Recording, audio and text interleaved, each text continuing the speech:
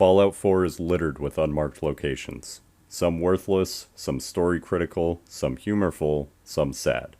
After several playthroughs, I had been fully ignorant to a haunting story of human experimentation on a willing but fooled subject.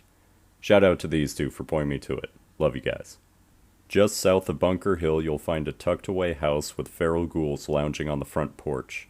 With them disposed of, you'll notice a pre-war couple on a bench with a bagged gun next to them and Halloween decorations up. Keep these in mind for later.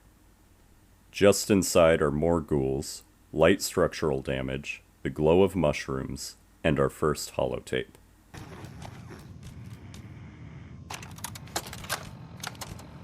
Entry 3, recorded by Research Assistant Peters on February 26, 2077. Time, it's 12:35 hours. Subject's direct radiation exposure level increased to 2 sieverts per 24 hours. Intravenous fluid intake increased to 1 liter. Subject reports localized pain in frontal and parietal lobe, accompanied by severe nausea, with vomiting on average 3 to 6 instances per 12 hours. Solid food no longer viable by oral intake. Other symptoms include general weakness in limbs, bleeding of gums, severe abdominal cramps, and diarrhea.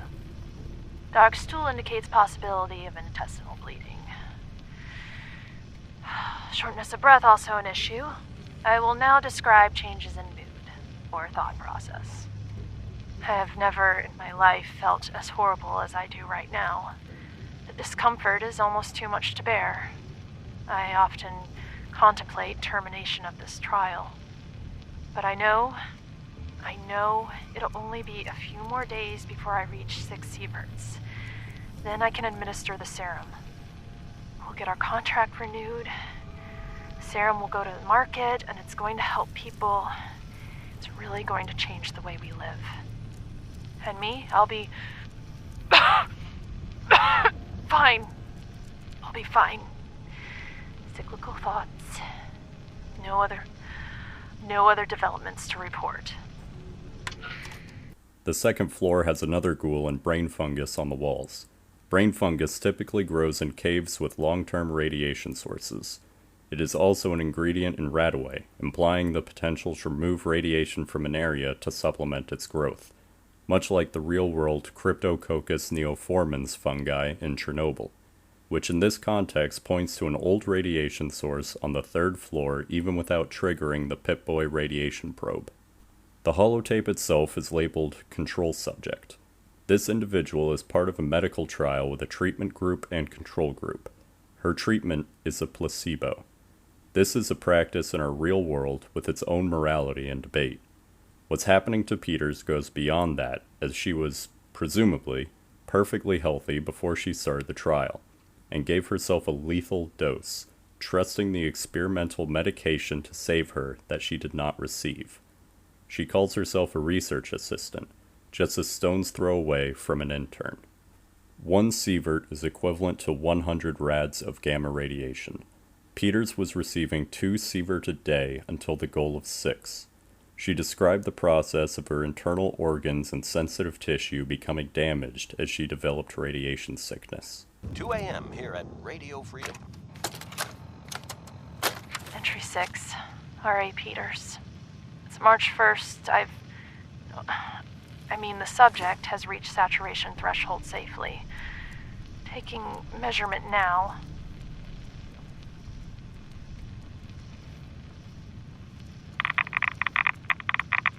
Confirm 6 sieverts. Rapid fluid loss due to fever. Upped IV intake. All previous symptoms are still present. Tissue damage visible on arms, neck and hands. Necrotic sloughing of the skin. Topical and ingested antibiotics applied to control infection. Now injecting first dose of serum sample 42BA7 into bloodstream. No immediate effects observed. Animal trials yielded results in less than...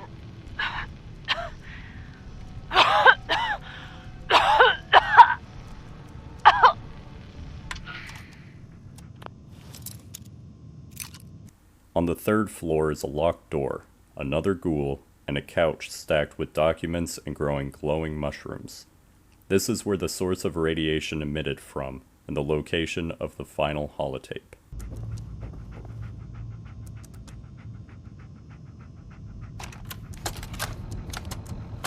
Second dose of sample 42BA7, injected hours ago. No effect.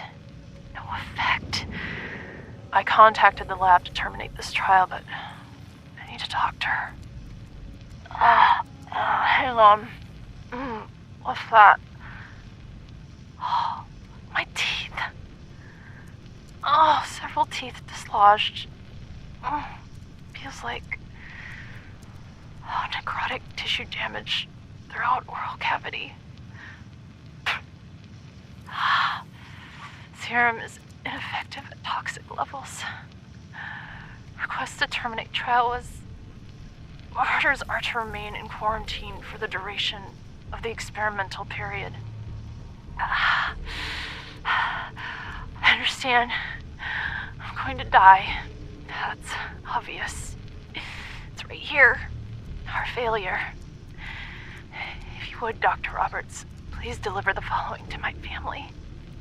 Mom, Dad, I love you. Yes, I volunteered for this. It sounds crazy, but I believed in it. There'll be nothing left worth bearing. Just know Oh, no, that's a bit too sentimental. Let me think about it. She was ordered to stay inside to die in quarantine. First, so the company wouldn't get caught, as this is, even by Fallout standards, highly illegal. Radiation testing in a residential neighborhood and all that. Second, because she had become a radiation source and covered in contamination. Radiation is the energy emitted from a source or contamination. Contamination is typically loose debris that emit radiation, while a source is much more contained. An object within a radiation field has the potential to become activated, or in other words, become a source, depending on the composition of that object. The human body contains calcium in the bones. When exposed to high levels of radiation and activated, the calcium can decay into potassium, releasing radiation into the blood-producing bone marrow. Activated sodium in the blood decays into magnesium, affecting every organ. Activated iron in the liver, spleen, and bones has a relatively long half-life of 45 days. Peters was dosed in February, but the bombs didn't drop until October, meaning she was suffering and changing into a glowing one for 8 months, while 2 armed guards kept her inside and put up Halloween decorations as to not alarm the neighbors. The ghouls inside either arrived after the bombs dropped or were researchers documenting her suffering but doing nothing to help.